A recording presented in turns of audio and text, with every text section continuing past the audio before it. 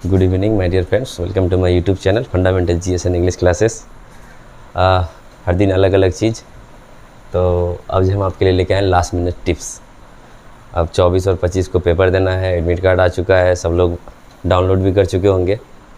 मेरे तरफ से एक रिक्वेस्ट है आप लोगों के लिए कि एक दिन पहले सेंटर पहुंच जाइए। अगर 24 को पेपर है तो 23 को शाम तक हर हाल में शिफ्ट हो जाइए। 24 को अच्छे से पेपर दीजिए, ये नहीं कि ऑप्शनल है जैसे तैसे देना है, नहीं, तरीके से दीजिए ताकि 24 वाला प्रेशर आपको 25 में थोड़ा सा रिलैक्स फील करेगा। और पेपर को सॉल्व कैसे करना है वो हम आपके लिए लेके आए हैं, क्योंकि अब तो नेगेटिव मार्किंग है नहीं। अब नेगेटिव मार्किंग हटा दिया तो करना है आपको 120 का 120, ठीक है। और हम अपना एक्सपीरियंस आपके साथ शेयर करेंगे। अब तक जो हम जितना भी पेपर दिए हैं, चाहे बीपीएससी हो, एसएससी हो, रेलवेज़ हो, तो हम कैसे पेपर को ये किए हैं, ऑनलाइन हो या ऑफलाइन, वो हम आपके साथ ये करेंगे। आपका ऑफलाइन है तो ऑफलाइन वाला ही हम आपके साथ डिस्कस करने वाले हैं। और अच्छा लगे तो हमारे चैनल को सब्सक्राइब ज़रूर कीजिए। तो ये आपके लिए है लास्ट मिनट टिप्स।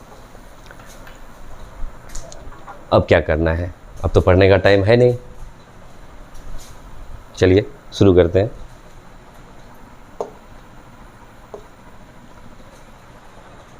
अगर बीपीएससी के एग्ज़ाम की बात कीजिएगा ना, वो आपको तरीके से पेपर पूछता है। तरीके का मतलब क्या होता है कि वो आपको सीक्वेंस में पेपर देने वाला है। ऐसा नहीं है कि आपको मतलब वो जैसे और एग्ज़ाम में होता है। और एग्ज़ाम में क्या होता है कि वो आपको हिस्ट्री दे देगा, 2 क्वेश्चन हिस्ट्री का दे दिया, 2 ज्योग्राफी का, 2 पॉलिटी का, इकोनॉमिक्स का, मैथ का, मिसलेनियस टाइप का बीपीएससी नहीं देता है। एकदम साफ़ सुथरा पेपर आपको मिलेगा।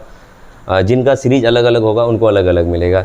लेकिन बेसिकली अगर आप देखिएगा, जिनका जिस सेक्शन से भी शुरू हो, अब तक का पैटर्न की बात हम कर रहे हैं, अब आगे वो क्या कर रहा है नहीं पता।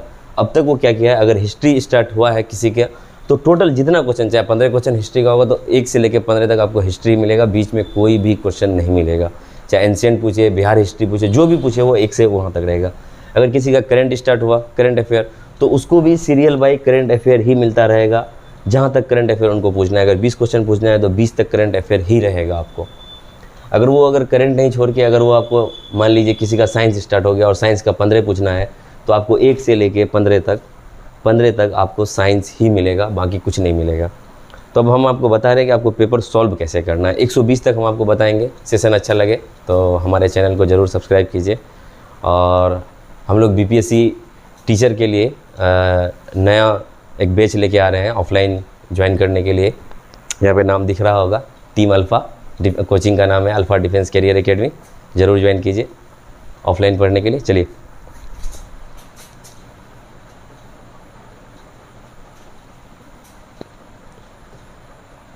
अगर हम बात करें कि अगर मान लीजिए आप पेपर लिए, सपोज दैट आपका हिस्ट्री से शुरू हुआ, हिस्ट्री से शुरू हुआ और आपको 1 नंबर का क्वेश्चन आता है, तो हम इस पर टिक लगा दिए।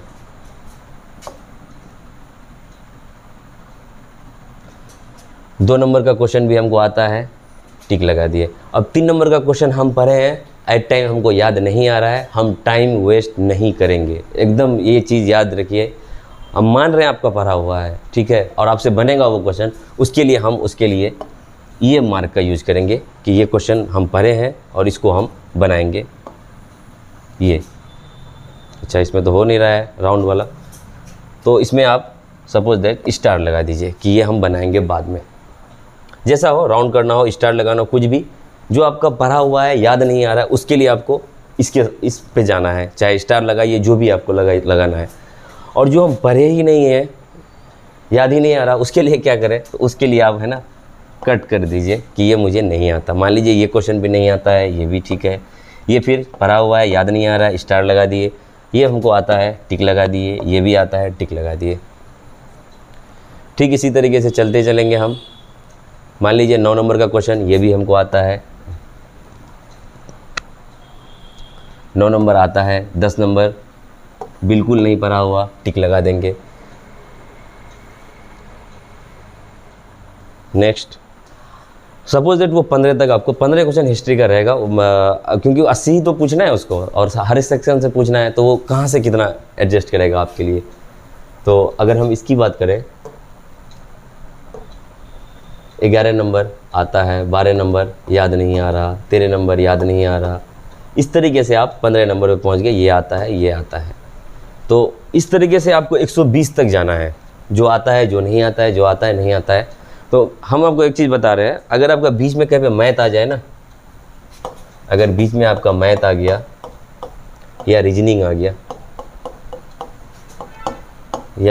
गया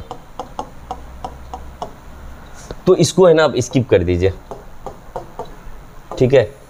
क्योंकि अगर आप इस पार्ट को अगर स्किप कर दे रहे हैं, इस पार्ट को अगर आप स्किप कर रहे हैं तो 100% श्योर मानिए मेरे तरफ से कि आप उस पूरे का पूरा 80 क्वेश्चन को मैक्सिमम 60 मिनट में कर लीजिएगा,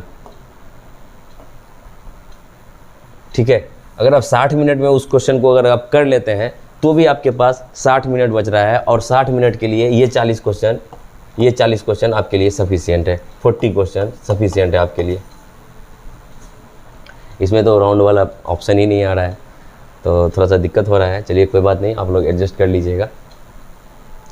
तो इस तरीके से आपको पूरा का पूरा जाना है, ठीक है। पूरा जितना जहाँ पे मैथ रीजनिंग आए, मेरे तरफ से रिक्वेस्ट है उसको स्किप कर दीजिए। पहले इसको बढ़िया से बनाइए, जो उसके बाद जिस पे भी आप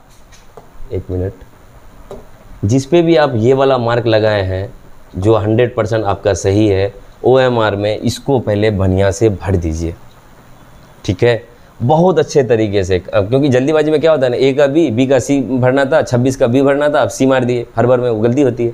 वो नहीं करना है कि 24 का अगर B सही आंसर आपका OMR में है, सॉरी क्वेश्चन बुकलेट में अगर आप 24 का B मारे हैं तो OMR में भी 24 का B ही रंगना है। ये नहीं कि फटफट में बस कि नहीं इसको रंग दिए, इसको बना लिए हैं, पहले मैथ रीजनिंग बनाएंगे फिर ये करेंगे बाद में रंगेंगे, वो गलती कभी मत कीजिएगा। देखिए जिनका मैथ अच्छा है वो मैथ के साथ जा सकते हैं, उनके लिए मना नहीं है कि नहीं मैथ एकदम नहीं बनाना है। जिनका मैथ अच्छा है आप जाइए, लेकिन बिहार के बोर्ड के मैक्सिमम स्टूडेंट की बात अगर कीजिएगा तो मैथ उनका ठीक नहीं है। और वो 2-4 मैथ तो अच्छा स्टूडेंट को भी 2-4 मैथ ऐसा आएगा जो फंसा देगा 7-8 मिनट, और बाद में फिर आपको आ जाएगा प्रेशर। तो इधर का प्रेशर उधर का प्रेशर सब मिल करके आप OMR को भी तरीके से नहीं भर पाइएगा, ठीक है। इसलिए OMR को तरीके से भरना है, पेपर को टैकल करना है, और जो क्वेश्चन सही है उसको सही से भरना है, और फिर आपको जाना है आगे। इस तरीके से पूरा का पूरा क्वेश्चन को अटैम्प्ट कीजिए, फिर मैथ पे दीजिए टाइम, और अगर मैथ कोई फंस रहा है तो उसको छोड़ दीजिए, ठीक है। क्योंकि कितना आपको 120 तो लाना है नहीं, अगर आप 85 भी अगर लेके आ रहे हैं तो बहुत है, ठीक है। हम तो कह रहे हैं कि आपका सेफ स्कोर की अगर बात करें ना 75 जनरल का होना चाहिए। अगर हम जनरल कैटेगरी बात करें 75 क्वेश्चन जो सही करके आएगा एक्यूरेट, और अब आपका नेगेटिव नहीं है तो उसके बाद अब आपके लिए हम बता रहे हैं कि आपको नेगेटिव कैसे अटैम्प्ट करना है। ये तो हो गया, सही वाला भर दिए, और जो आप स्टार लगाए हुए थे उसको देखिए, याद आ रहा है तो याद आ रहा है, नहीं तो उसमें भी तुक्का, सबसे वही है तुक्का। तो तुक्का मारने वाला क्या है कि आपको ऑप्शन B जो मन में आए, या तो आप ऑप्शन लीजिए B। तुक्का के लिए 2 ऑप्शन, क्या क्या है वो 2 ऑप्शन तुक्का के लिए, हम इसी बोर्ड का यूज करेंगे। 1 मिनट रुक जाइए, फ्रेश कर लेते हैं। अगर हम तुक्का की बात करें,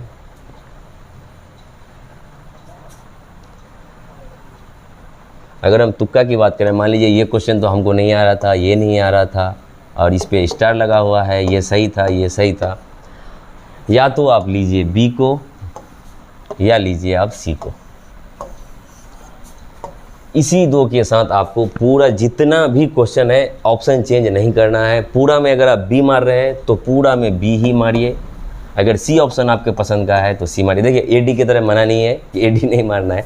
आपको लग रहा है कि नहीं A से किसी का नाम है, या A मेरे लिए अच्छा है, पर्सनल है A, तो उसके साथ जाइए, D किसी का है उसके साथ, लेकिन मैक्सिमम अगर आप आंसर की बात कीजिएगा ना B और C ही होता है, ठीक है। और वो तुक्का मत मारिएगा जो आपको आंसर में सही लग रहा है, क्योंकि आंसर में आपको वही सही लगेगा जो गलत है, ठीक है।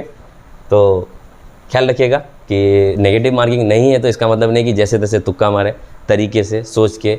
अगर आप एलिमिनेट कर रहे हैं किसी ऑप्शन को तो उसको एलिमिनेट कीजिए। रही बात सही लगने का, तो वही आंसर सही लगेगा जो गलत है, ठीक है। तो चलिए धीरे धीरे आप पूरा का पूरा बनाइए। मेरे तरफ से बहुत बहुत शुभकामनाएं आप सभी को कि पेपर सबका अच्छा जाए। और एक आपके लिए ये हम कहीं पे देखे तो हमको बहुत अच्छा लगा, तो लगा कि नहीं आप लोग के साथ भी इसको शेयर करना चाहिए।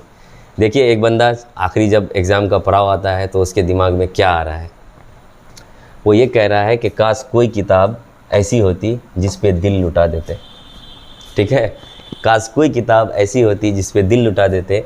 हर सब्जेक्ट ने दिमाग खाया है, किसी एक को तो निपटा देते। देखिए वो किसी एक को, आखिरी में आके उसका दिमाग काम कर रहा है कि हर काश कोई किताब ऐसी होती जिस पे दिल लुटा देते। हर सब्जेक्ट ने दिमाग खाया है, किसी एक को तो निपटा देते। अब सिलेबस देख के दिमाग में ये आ रहा कि 1 महीना और होता तो पूरी दुनिया को हिला देते। ठीक है, पूरी दुनिया हिला देगा। जब 1 महीना, जब इतना दिन रहा तो कुछ नहीं, अब 1 महीना में पूरा दुनिया हिलाने की बात कर रहा है। तो मुझे अच्छा लगा, इसलिए मुझे लगा कि नहीं, आप लोग के साथ भी शेयर करना चाहिए। बाकी आप लोग के लिए बहुत बहुत शुभकामनाएं मेरे तरफ से कि पेपर बहुत अच्छा जाए, सबका बहुत अच्छा जाए, सब लोग पास हो। और अपना ख्याल रखिए। ठीक है, किसी तरह का इमोशन, किसी तरह का बहकावे मत आइए। और बीएड वाला का थोड़ा सा बुरा हाल है, नेगेटिव उनको ये हो गया है कि आपका अटेम्प्ट भी चला जाएगा, हो सकता है कि आपको जॉब भी नहीं मिले। फिर भी पेपर देके एटलीस्ट आपको एक तो पता चल जाएगा ना कि पेपर कैसा है। और अगर आप पास कर जाइएगा तो नाम तो होगा ना। अगर आप देखिए पेपर नहीं दे रहे हैं, लोगों को लगेगा कि आपकी तैयारी नहीं थी। और लोग मतलब क्या आपके बारे में बोलने वाले हैं कि अगर आप पेपर देते तो भी आप फेल करते। इतना याद रखिए मेरे तरफ से, सब लोग वही बोलेगा कि आप अगर पेपर देते तो भी फेल करते।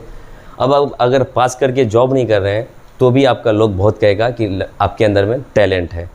ठीक है, फिर नेक्स्ट दिसंबर की बात आ रही है कि शायद दिसंबर में फिर से वैकेंसी आए, जो सीट खाली रह गया है उनके लिए, तो उसमें ट्राई कीजिए ना, क्या दिक्कत है।